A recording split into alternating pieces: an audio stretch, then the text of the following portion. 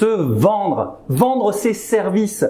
Il n'y a rien de plus compliqué. Pourquoi? Bien parce que autant vous êtes très très bon dans ce que vous maîtrisez, mais convaincre les autres de l'acheter, ça c'est difficile.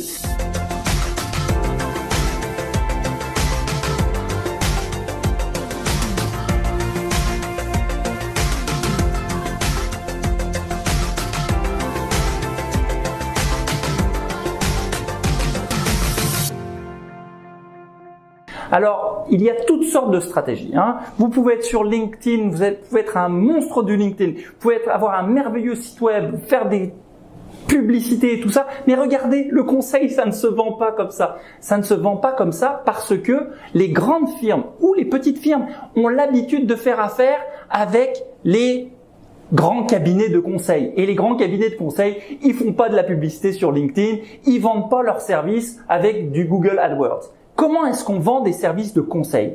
On vend les services de conseil en donnant un peu, en donnant quelques conseils. Alors comment est-ce qu'on fait ça? Parce que les gens, ils vont plutôt se tourner vers KPMG naturellement quand ils ont des besoins. En fait, il faut les attraper avant que les besoins soient exprimés. Il faut leur proposer d'assister à des conférences, de lire des articles spécifiques sur des sujets qui pourraient éventuellement les intéresser. C'est comme ça qu'on vend du conseil. Aujourd'hui, pour vendre du conseil de la bonne manière, bien finalement, la meilleure solution, peut-être que je prêche un peu pour ma paroisse, mais vous allez voir que j'ai raison, c'est 2PS. Pourquoi? Bien parce que vous allez être dans une grande firme de conseil, officiellement, puisque nous sommes des centaines à travers le monde, mais en même temps, vous allez individuellement pouvoir vendre vos services au travers des différentes solutions qui existent à l'intérieur de 2PS.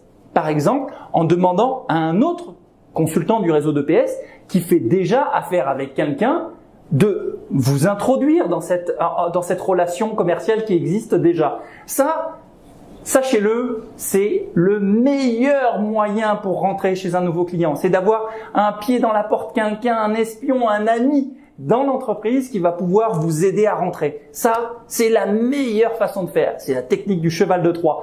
Essayez de vous faire aimer par les autres consultants du réseau 2PS et ils vont vous amener chez leurs clients à condition que vous les convainquiez que vous n'êtes pas un danger pour eux, pour leurs clients, pour leur relation commerciale avec leurs clients. Alors ça, c'est le premier et le meilleur des moyens pour rentrer dans une entreprise. Le deuxième moyen, c'est de donner, comme je le disais, gratuitement de l'information. Alors ça peut être au travers de conférences, de vidéos que vous faites pour aider les gens à comprendre ce que vous faites. Et ça, 2PS peut beaucoup vous aider parce que lorsque vous écrivez un article sur votre domaine, lorsque vous faites une vidéo ou que vous êtes invité dans une des conférences de 2PS, vous pouvez participer à la réputation des consultants du réseau comme étant des gens de haut de gamme. Mais pour ça, il faut que vous fassiez votre travail d'offrir votre connaissance généreusement avant de pouvoir signer un mandat. Par contre, ce qui est très important, c'est qu'il doit y arriver un moment où vous allez signer une entente avec une personne pour qu'il achète votre service, vos conseils. Un consultant, ça vend quoi? Ça vend un rapport, ça vend une stratégie qu'on aurait proposée à quelqu'un, de l'écoute même dans le cas des coachs. Donc, il faut arriver au moment où vous déclenchez l'acte de vente. Et pour ça, il faut trouver le moyen d'en donner juste assez pour que la personne puisse prendre la mesure de votre expertise ou l'importance de faire affaire avec vous parce que vous parlez d'un sujet qu'elle ne connaît pas et dont elle aimerait bien s'emparer, mais pas trop, juste pour que la personne veuille justement déclencher l'acte de vente. Et pour ça, il vous faut un contrat. Donc le contrat, c'est quelque chose que vous devez faire en fonction de votre législation actuelle.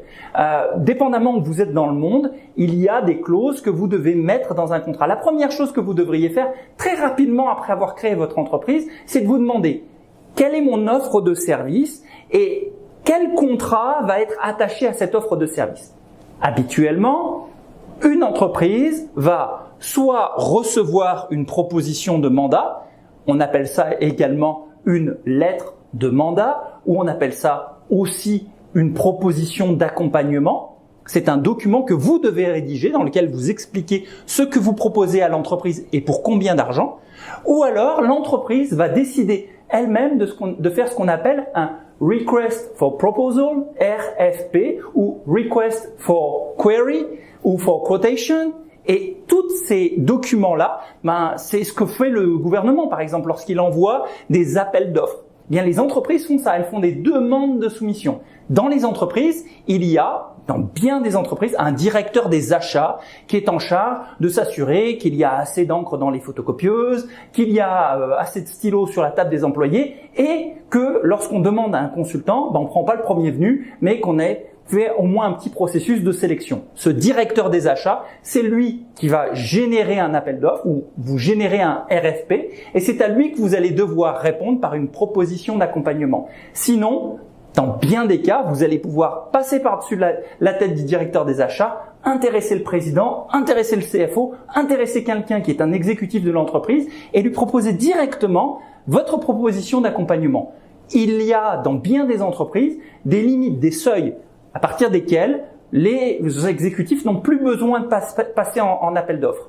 Par exemple, dans une entreprise de télécommunications dans laquelle j'étais il y a quelques semaines encore, cette entreprise-là a une limite de $100 000.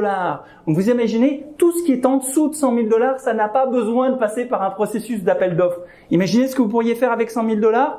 Probablement qu'aujourd'hui, vous ne seriez pas en train de vous poser la question de savoir si vous allez devenir consultant ou pas. $100 000, c'est un très beau salaire. Donc, si vous aviez ce contrat-là de $100 000, mais vous n'avez pas passé par un appel d'offres et vous avez pu parler directement avec l'exécutif qui va du coup pouvoir parler directement de vous et des services que vous avez offerts sur son LinkedIn, à ses amis, qui va vous recommander. C'est comme ça qu'on vend du conseil aujourd'hui. Et si vous pensez que ça ne s'applique qu'aux consultants indépendants, détrompez-vous. Je suis moi-même un ancien consultant de KPMG et la plupart des nouveaux mandats que nous avions lorsque j'étais consultant chez KPMG, eh bien, ça tenait à quoi? À la relation personnelle du président de l'entreprise avec un des associés de la firme ou avec un des employés de la firme et qui nous, naturellement, gentiment, lui proposions de nous interroger avec lui sur telle ou telle question. On lui envoie une offre, une proposition d'accompagnement adaptée à son besoin et comme ça, on obtient un mandat. C'est comme ça que ça se vend le conseil. Alors vous voyez, aujourd'hui, vous pourriez vous dire, je peux me lancer comme consultant indépendant puis rester dans mon coin, dans mon sous-sol avec mon chat, mon petit ordinateur, ma machine à café, j'ai besoin de personne.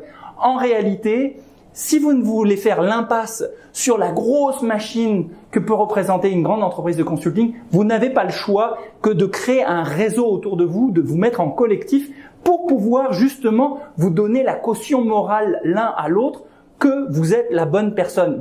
Vous n'êtes pas la bonne personne pour pouvoir parler en bien de vous. Vos clients, d'abord, sont les bonnes personnes pour le faire, mais en deuxième position, et très haut en deuxième position, c'est les autres consultants qui ont déjà des bonnes relations avec des clients autour de vous. C'est comme ça que se vend le consulting. Alors ensemble, on est plus fort, et c'est pour ça que 2PS existe sous la forme d'un collectif.